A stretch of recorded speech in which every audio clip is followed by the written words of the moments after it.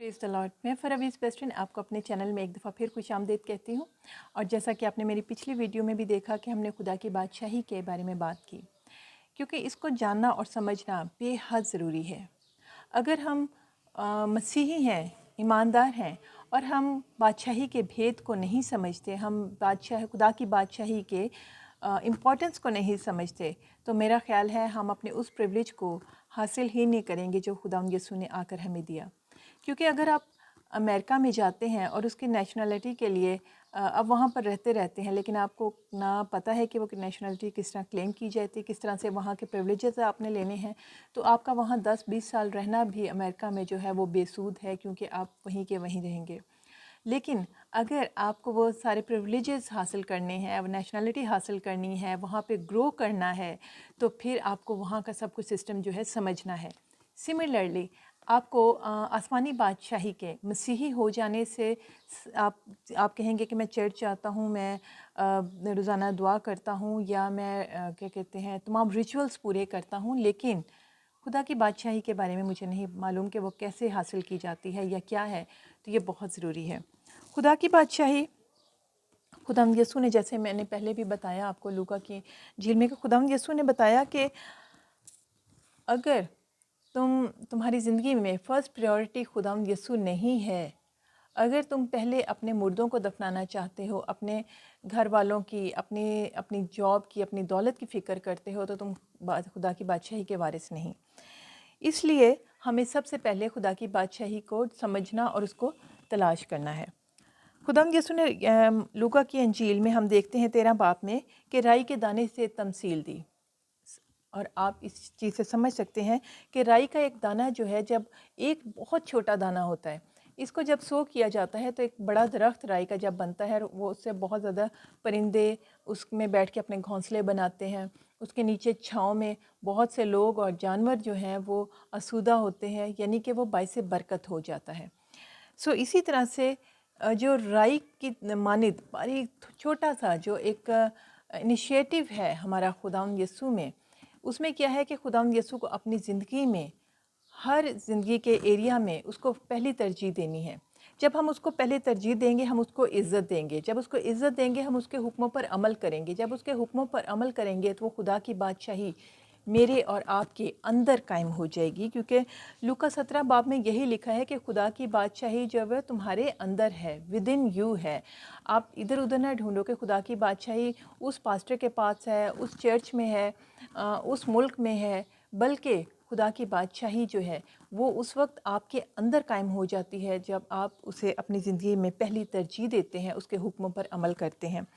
यहाँ पे राई के दाने से तशबीह दी गई है कि जब हमारे अंदर खुदा की बादशाही कायम होती है, राई के दाने की तरह इनिशिएटिव हमारा होता है, डिसीजन खुदाउन में कमिटमेंट होती है, तो हम उस तरह से वो बादशाही, वो सिर्फ ये नहीं कि मेरी ज़िंदगी तक वो रहेगी, वो हमारे इर्द गिर्द माहौल में, चाहे वो हमारा घर है, चाहे वो हमारा ऑफिस है, चाहे वो हमारा एरिया है, हमारे दोस्त हैं, वो उससे इन्फ्लुएंस होंगे, इंस्पायर होंगे, असरअंदाज होंगे, और हम उस दरख्त की मानिंद हो जाएंगे जिसके साया में दूसरे लोग सुकूनत करेंगे। खुदा की बादशाही खमीर की मानिंद है जो तेज़ी से फैलती है। अगर ऐसा ना होता तो आज मसीहत जो है वो बहुत पहले ही जुल्म और सितम से ख़त्म हो जाती। जब नीरो बादशाह ने सोचा कि शायद वो मसीहों पर इस कदर जुल्म ढाएगा तो मसीहत ख़त्म हो जाएगी। जब हम देखते हैं कि बारहा मुख्तलिफ़ औक़ात में मसीहों पर बहुत जुल्म किया गया, यहाँ तक कि चर्च की तरफ से भी मसीहों पर जुल्म किया गया, और अगर मसीहत ने ख़त्म हो जाना होता तो उस वक्त ख़त्म हुई, लेकिन वो खमीर की तरह मज़ीद फैलती गई।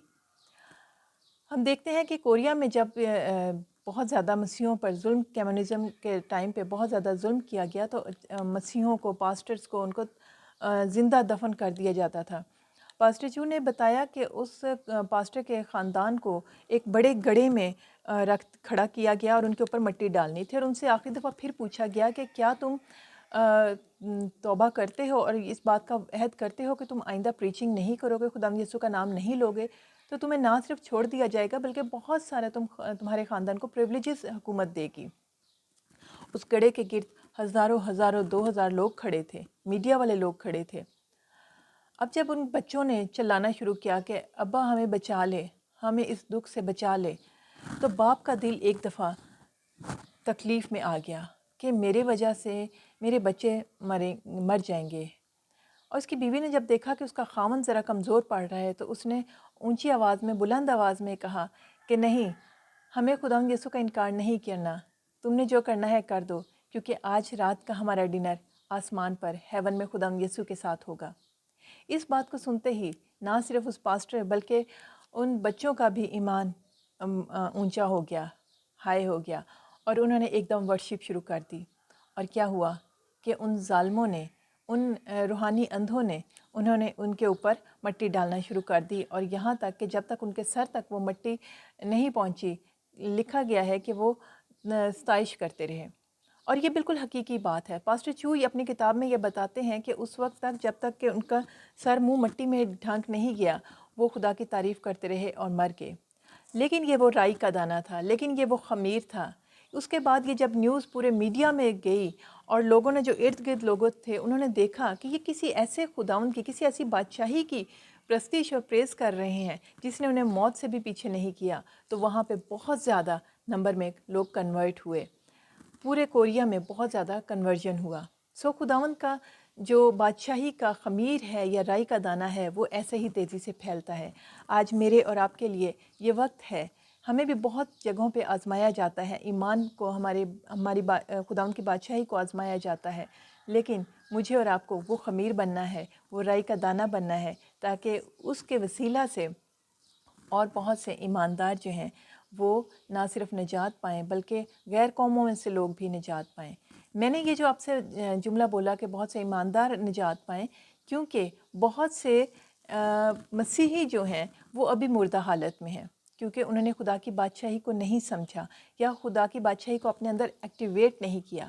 اس لیے وہ جب تک خداوند یسوع کی بادشاہی کو اپنے اندر ایکٹیویٹ نہیں کریں گے، اسے اپنی زندگی میں پہلی ترجیح نہیں دیں گے، اس کے حکموں پر عمل نہیں کریں گے، اس وقت تک وہ مردہ مسیحی ہوں گے، اور وہ مسیحی ہوں گے جنہیں خداوند یسوع کہے گا کہ میں تمہیں نہیں جانتا، میری تمہارے سے واقفیت نہیں ہے۔ وہ کہیں گے اے خداوند، ہم نے تجھے تیرے لیے کتنے کام کیے، خداوند اے خداوند کریں گے، لیکن خداوند انہیں نہیں جانتا ہوگا۔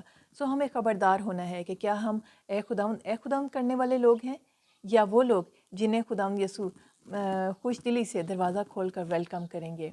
میرا پیغام یہی ہے، ایک دفعہ پھر یہی ہے کہ ہمیں اس رائی کے دانے کو اور اس خمیر کو اپنے اندر بسنے دینا ہے، خدا کی بادشاہی کو اپنے اندر قائم کرنا ہے۔ یہی تو کلام کا حکم ہے اور یہی کلام کی خوبصورتی ہے۔ خداوند میں خوش رہیں، بے انکریج، گاڈ بلیس یو۔